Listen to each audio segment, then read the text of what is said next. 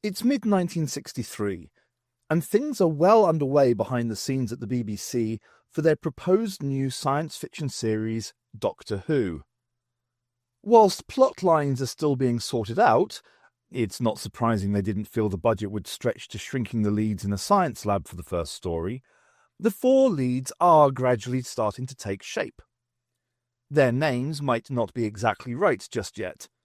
I often wonder how Cliff and Lola would have been received instead of Ian and Barbara, but the details are more or less there.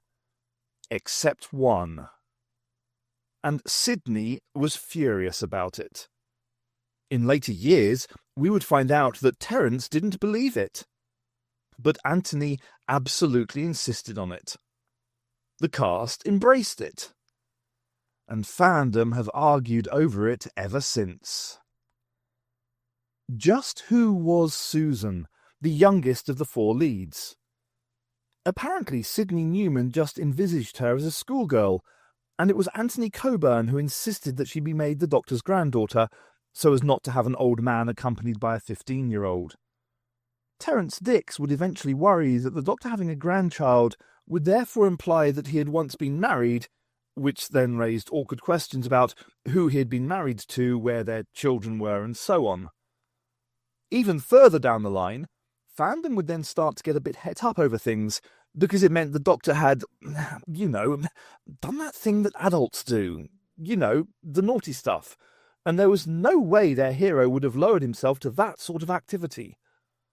Not to mention the fact that once regeneration was introduced and the Doctor was confirmed as an alien, it started prompting awkward questions about if Susan could regenerate, and how that would impact her life on Earth with David. Strangely, no one ever really seems to bring up the fact that the Doctor left his, by then, 16-year-old grandchild on a ruined Earth with a seemingly older freedom fighter. I guess that's another issue entirely.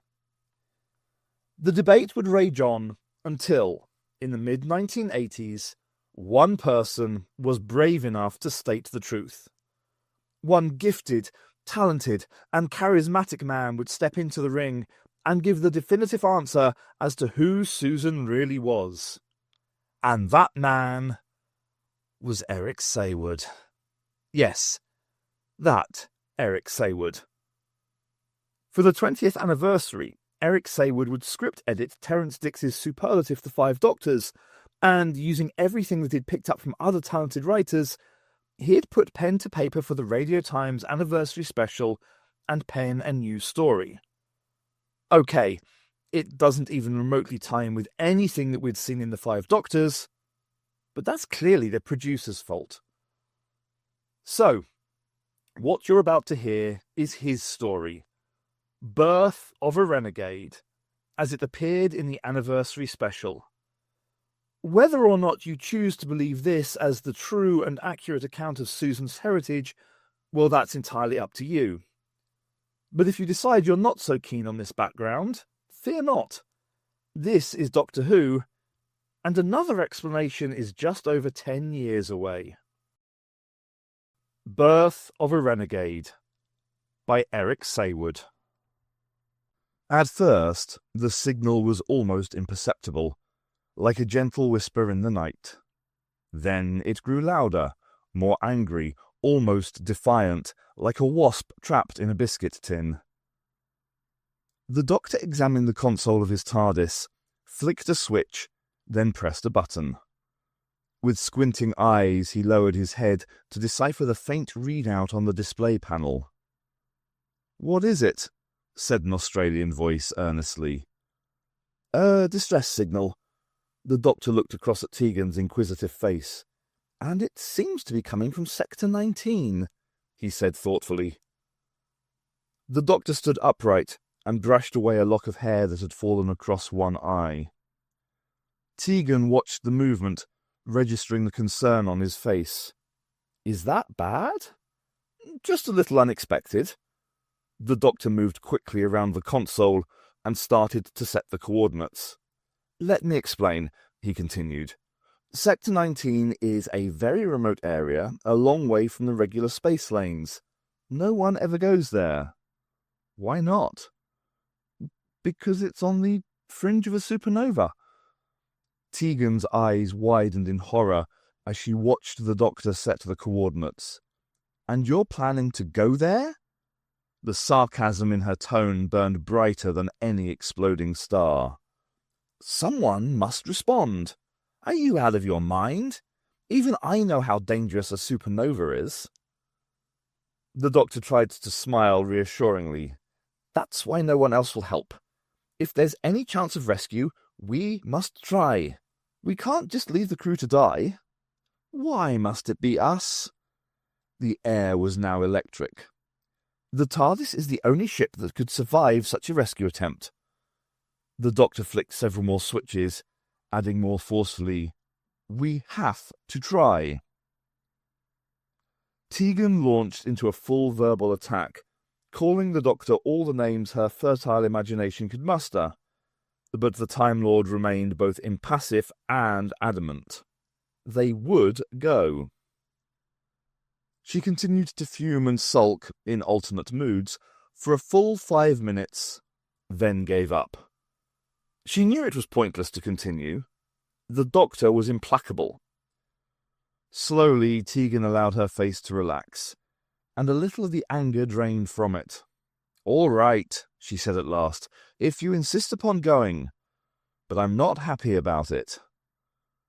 The doctor nodded. "You'd better tell Turlo what we're doing." "All right," she snapped, turned, and stomped out of the room. With the coordinates set, the doctor pressed the master control, and the TARDIS began to travel through time and space towards the source of the distress signal. Sector 19, in the spiral of Alpha 4, is as silent and as inhospitable as anywhere in the universe. The presence of massively high radiation levels and the constant bombardment of ionized particles did little to help the environment. It was the last place anyone would want to be. Yet, hanging in space was the massive bulk of a battlecruiser. As with many machines built for war, it had a strange grace and beauty all of its own. Its hull was smooth, streamlined, and black, making it almost invisible against the inky depths of space. Its armaments, although vast, hugged the lines of the ship, complementing the overall design perfectly. It was this sight that greeted the doctor and his friends on their arrival. The doctor adjusted the scanner screen to take in the full size of the battlecruiser. Tegan and Turlo gazed at the ship in awe. Switching off the rasping croak of the distress signal, the doctor set the TARDIS's probes to examine the warship. 2 things concerned him about the distressed craft. The first was its lack of insignia, the emblems all warships wear with pride. This one had nothing to confirm which planet, federation, or battle fleet it belonged to. But it was his second observation, now confirmed by the probes, which worried him most. There wasn't any sign of damage. While the doctor pondered the significance of this rather disturbing point, the TARDIS gave a small shudder, as though a giant finger had prodded it. "What was that?" said Turlo, turning to the doctor. "I don't know." The doctor operated various instruments on the console in search of an answer. "Has it got anything to do with that battlecruiser?" said Tegan nervously. "I don't know," was again the doctor's curt reply. As he continued to work, each action now slightly more frenetic than the one before, the young companions crossed to the console. "I don't wish to state the obvious," said Turlo, "but shouldn't we get away from here?" "Turlo's right," added Tegan. "That battlecruiser looks far from damaged." The doctor was now scrutinizing a bank of readout displays.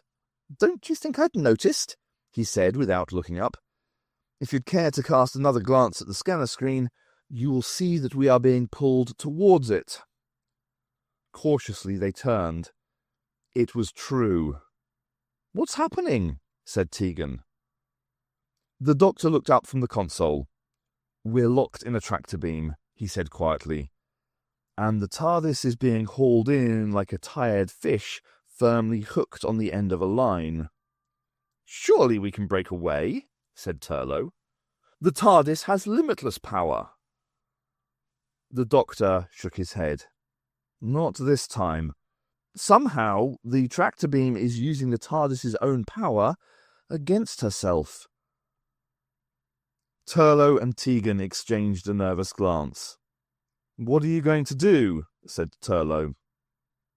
For a moment, the Doctor didn't reply, too intent on reading the displays before him. "That's obvious," he said at last. "And what's that?" said Tegan grimly. "If in doubt," he chortled, "materialize." The Doctor was all bustle and activity again, the strain gone from his face. "Materialize," he repeated, as he disappeared under the console. "What are you doing?" said Tegan. The reply came in the form of a loud clang as one of the metal coverings on the underside of the console hit the floor. Tegan and Turlough moved rapidly around the console to see what he was doing.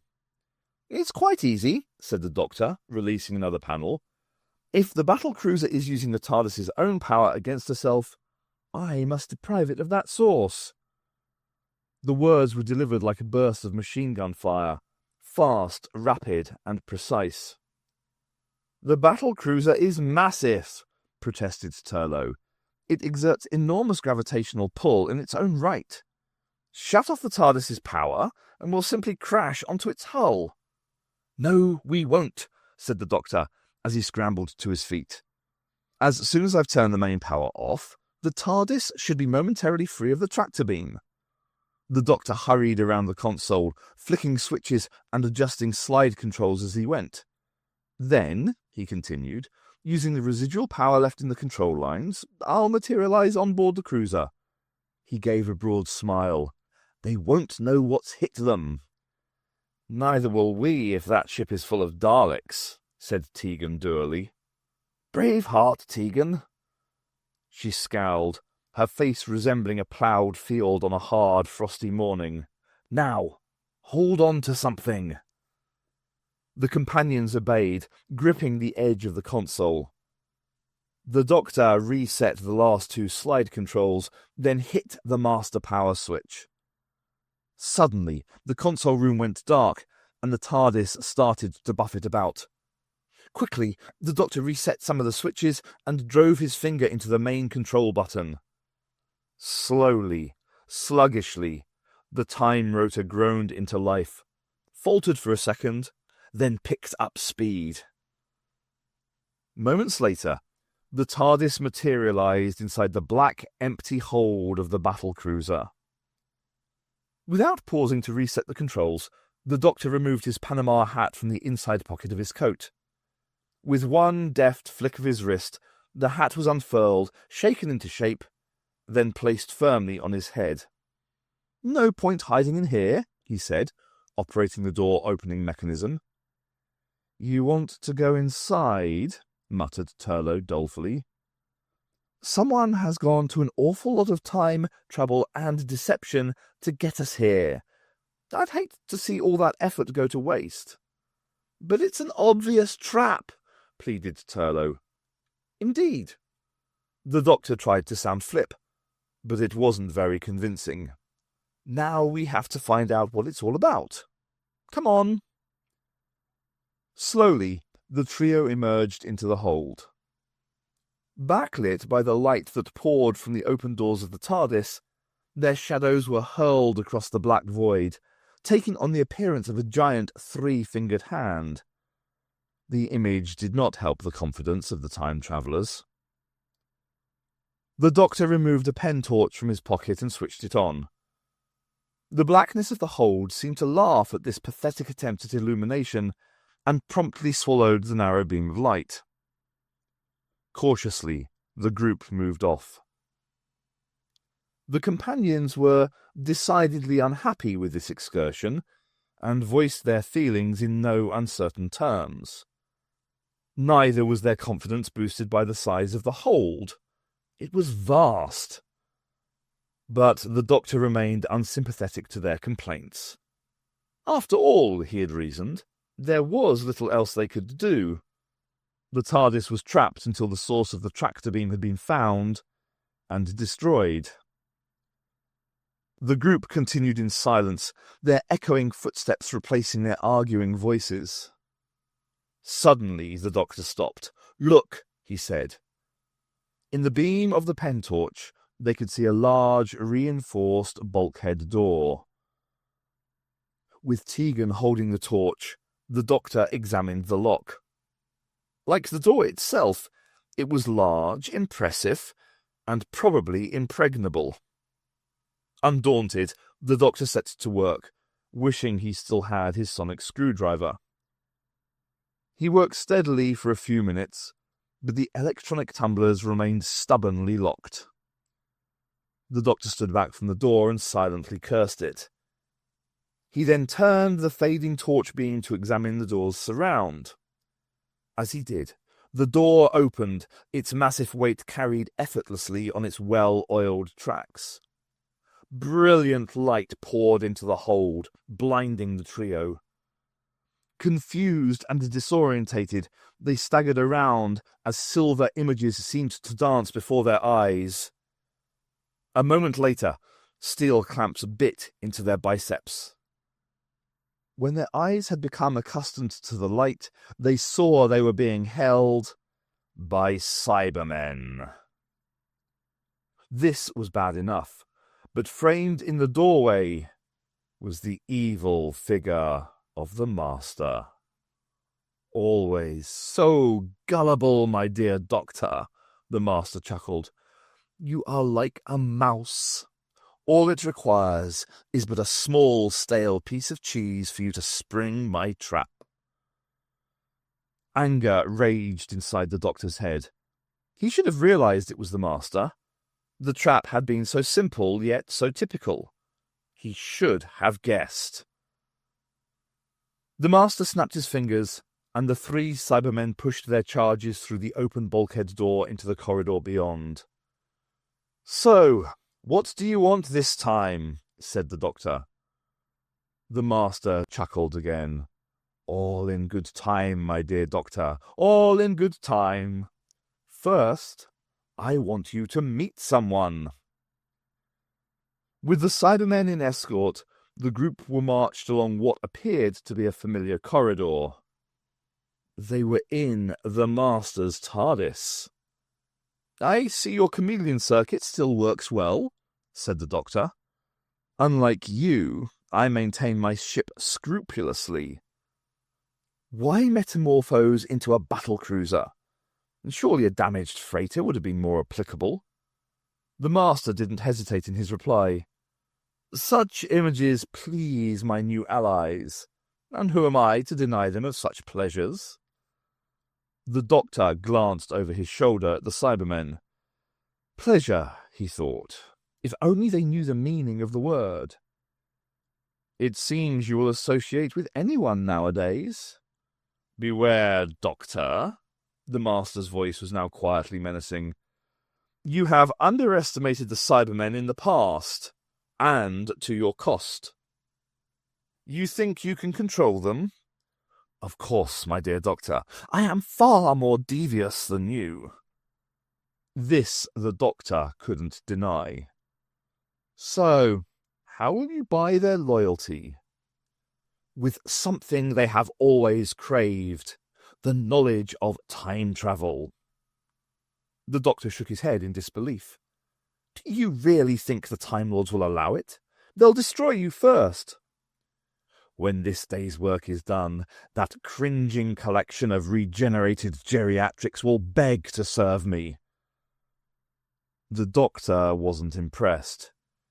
How often had he heard the Master boast in his idle, empty fashion before?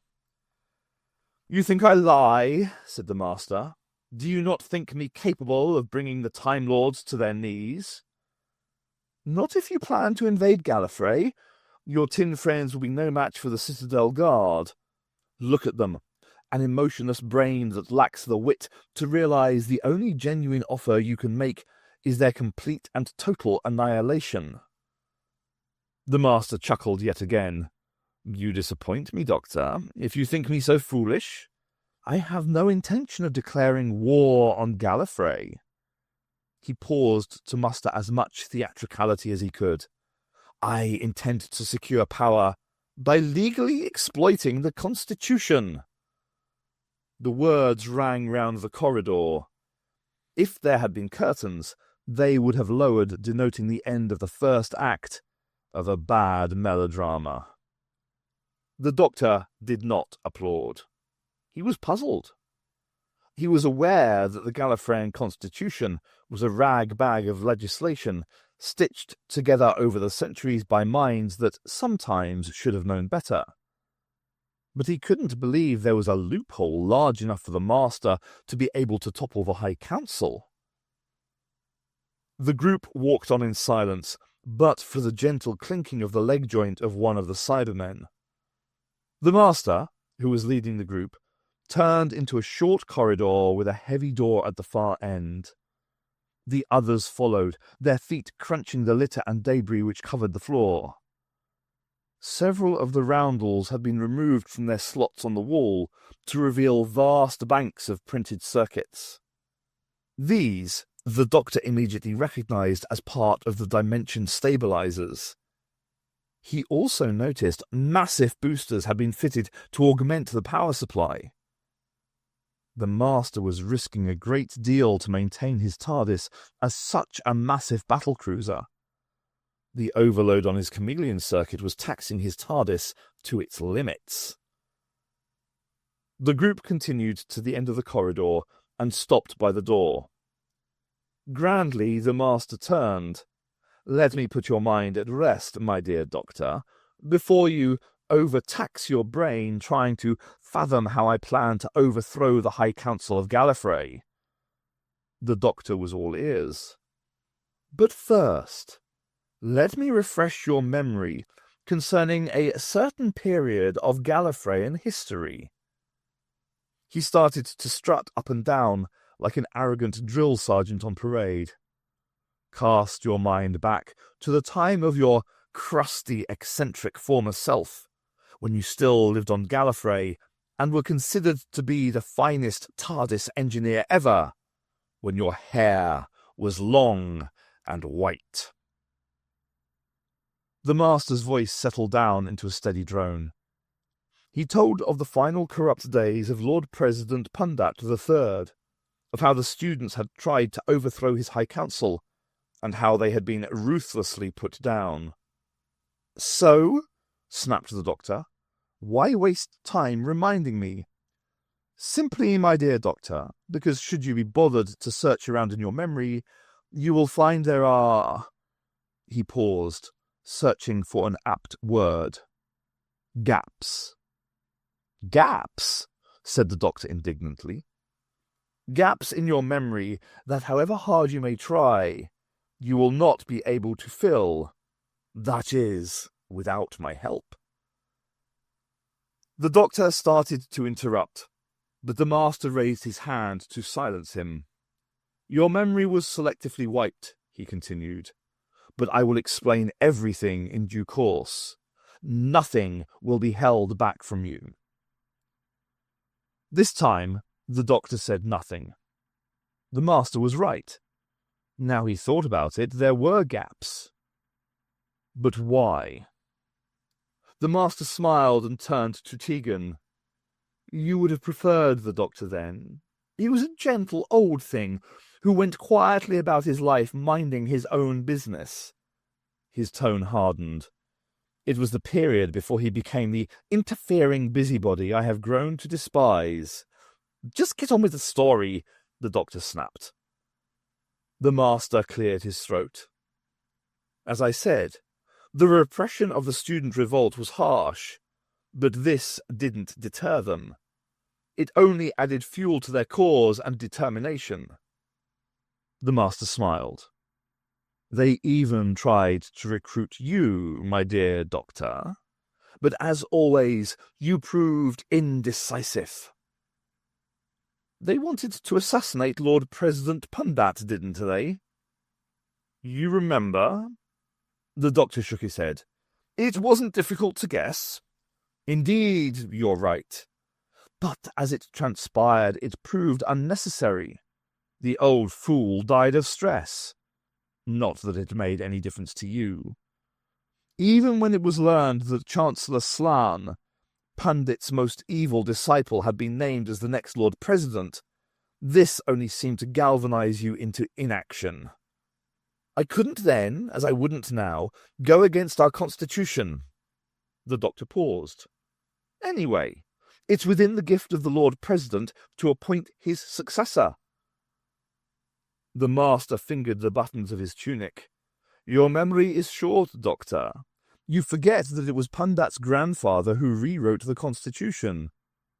With the High Council's full approval, whom he bribed. The master was suddenly angry. Pundat's grandfather wanted nothing more than to perpetuate his family's control of the Lord Presidency, create a dynasty. He pointed an accusatorial finger at the doctor. It was complacent fools like you who made it possible, tired old men who would not admit to what was happening around them. The doctor looked down at the floor, avoiding the master's hostile stare. He had never heard him talk like this before. He was passionate, almost as though he cared. Then tell me what these students were proposing, the doctor said at last. The restoration of Rassilon's law. The doctor snorted. Hereditary leadership? A descendant of Rassilon? He was now less impressed by the master's indignant attack. It would have been no worse than what we had, and with every chance of being far better, and with equal chance of becoming just as corrupt. It was the doctor's turn to clamber onto a soapbox. Had these students never heard of free elections? Of course, my dear doctor, but it was considered too difficult to implement. Democracy always is. Tegan and Turlough exchanged an embarrassed glance. They couldn't believe their ears. Here they were, surrounded by Cybermen, trapped in one of the most inhospitable places in the universe, listening to the doctor argue with one of his oldest enemies about politics. It was the silliest, most insane situation they had ever found themselves in. If it hadn't been for the fact they were both very afraid, they might have said as much. The master continued with his story. He told of how the students had planned their second coup, and how they had managed to find the only living relative of Rassilon. Who was this person? Said the doctor. She was known as the Lady Alarn, the adopted child of Councillor Brolin. Child? Said the doctor, screwing up his face in disbelief. How old was she? 7. The doctor's disbelief turned into a full melodramatic aria. They wanted to make a 7-year-old child the Lord President of Gallifrey, expose her to the full machinations of the High Council. She would have had a protector, someone elected by the High Council. The doctor shook his head, amazed by what he had heard. I can only hope the coup didn't take place, said the doctor indignantly. The master shook his head. And it was defeated, brutally put down by the Citadel guards. The irony was it had been the students' vain attempt to convert you that had caused their downfall. The doctor looked sharply at the master. It's true, my dear doctor. One of their many wasted conversations with you had been overheard and reported to President Slan. Then why wasn't I terminated? It was unacceptable. You were too highly respected. Instead, your mind was selectively wiped. Ignorant of the events leading up to the coup, you were considered harmless. The doctor looked distraught. And the child? Lady Larn?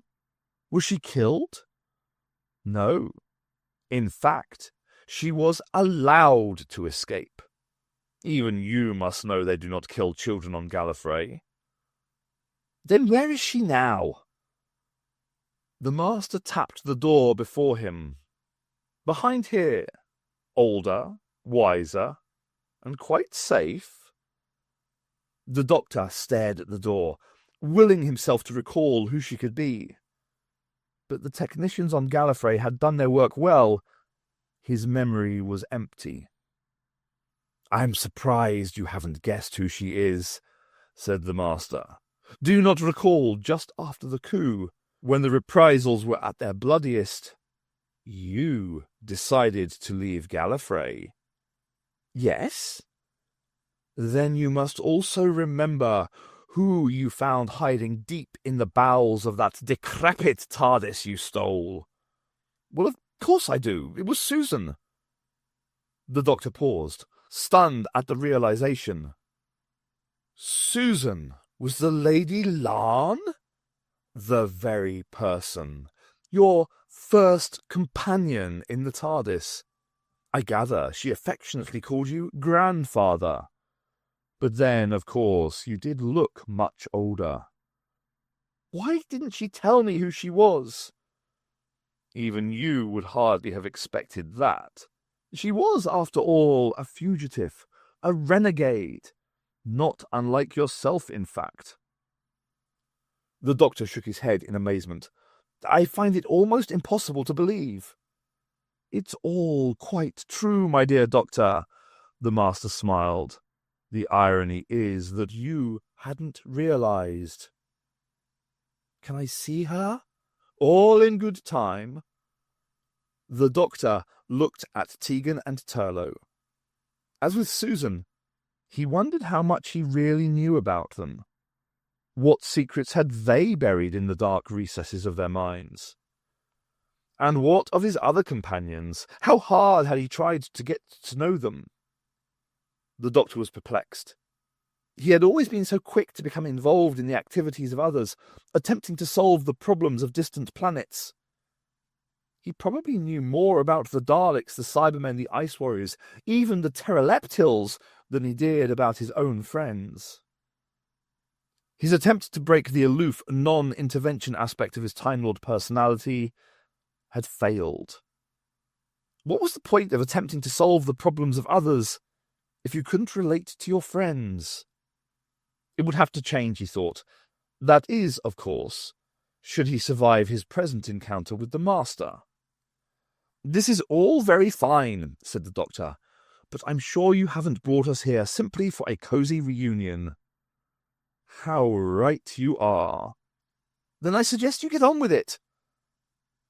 I bet it was you who organized the coup on Gallifrey, said Tegan defiantly. How perceptive you are, my dear. Not only did I organize that particular event, but I also assassinated President Slan. The doctor was horrified. How many more revelations would he hear? Do not look so shocked, my dear doctor. There was no other way. I couldn't restore the hereditary system with Slan still alive. You killed him, knowing the sort of reprisals that would take place, the doctor said angrily. The students had misled me as to their preparedness. Why didn't you bother to find out? The doctor was becoming angrier with each word. One of the finest minds in the universe overlooked such an obvious detail. I was much younger then, less experienced. Foolishly, I still left things to trust. The doctor threw up his arms in despair. At least it got rid of Slan, the master continued, freed Gallifrey of his tyrannical rule. I shall never regret that. Whatever you may think of me, Doctor, at that particular time in my life, I was still a sincere and dedicated man.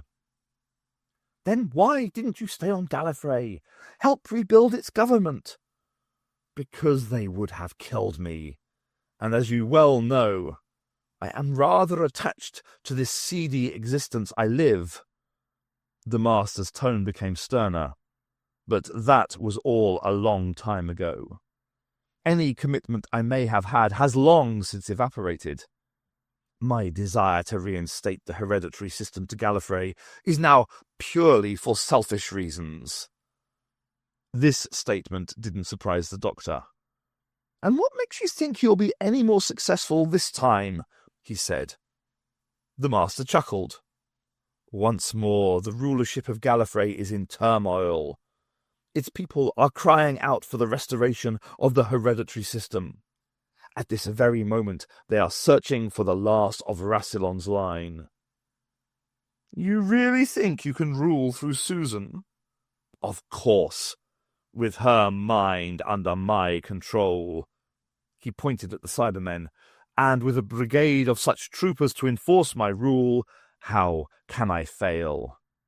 "Indeed, how can he fail?" muttered Tegan grimly. "There'll be enormous resistance," said the Doctor. "The Time Lords of Gallifrey will fight you to the last man." "Not without a leader. Someone who understands my way of thinking. Someone like you." "I think you overestimate me." "Not at all. That is why you must die." The master pressed the opening mechanism on the door before him. Slowly, it slid open to reveal Susan. "It's time for fond farewells, my dear, naive Doctor." Susan ran from the room that had been her cell and embraced the Doctor. Her delight at seeing him was overwhelming. "Such emotion even touches the iron heart of someone like me," said the master. "But, alas, it must be curtailed." "What is he going to do?" said Susan. "Kill me," said the Doctor bluntly. Susan rounded on the master. "Do that, and I will never cooperate with you." The master removed the tissue compression eliminator from his pocket and pointed it at the Doctor. "This weapon is a particularly nasty one. It causes the molecular structure of the body to be compressed." He levelled the eliminator at the Doctor's head. "He can die quickly or very, very slowly. The decision is entirely yours, my dear." Susan clung to the Doctor, making it difficult for the master to get a clear shot at him. "Then you will have to kill us both," she said defiantly. "Foolish child!" The master clicked his fingers, and the Cyberman lumbered forward. "Separate them," he ordered. The Cyberman pushed by Tegan and Turlough, sending them reeling across the corridor.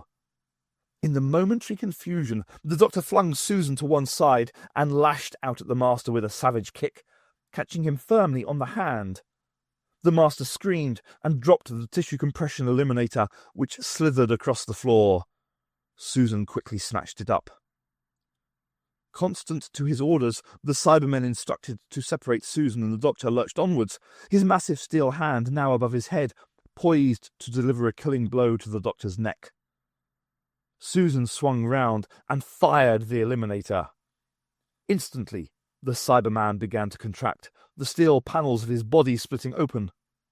A moment later, he was little more than a minute, crumpled heap on the floor, like a broken doll.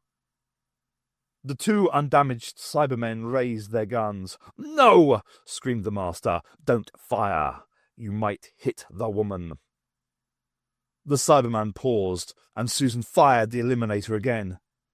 A second Cyberman was reduced to the size of a crushed toy. "Quickly!" shouted the Doctor. "Back to the TARDIS!" Tegan, Turlough, and Susan required no second command. As they ran along the corridor, they heard the manic scream of the master, ordering the remaining Cyberman after them. As the fleeing quartet came level with the exposed circuitry of the internal dimension controls of the master's TARDIS, Susan fired the eliminator again. There was a loud explosion, and the banks of printed circuits began to splinter and crumble as they rapidly contracted. She fired at the panels again for good measure. "What will that do?" gasped Tegan. "The master's ship will become unstable and break up," said the Doctor. "We must hurry." The quartet turned out of the corridor and ran as fast as they could towards the hold and the safety of the Doctor's TARDIS. The Cyberman lumbered on. As he came alongside the damaged circuitry, a finger of flame leapt out, catching the ventilation panel mounted on his chest. Such was its intensity The unit melted instantly, and green liquid began to spurt from the damaged area. The Cyberman collapsed, letting out a hollow metallic scream. A moment later, he exploded. The Master watched the scene, his face twisting into a contortion of hate. "Pray that I die, Doctor," he ranted. Suddenly, the corridor started to twist and turn, then close in on itself, throwing the Master off balance. "Pray that I die," he screamed again, as the ceiling came to meet the floor, "because should I live, there will not be a place in the universe where you or your friends will be safe." The Master dragged himself along the distorting corridor until he could go no further. Areas of the floor had already met the ceiling, cocooning him.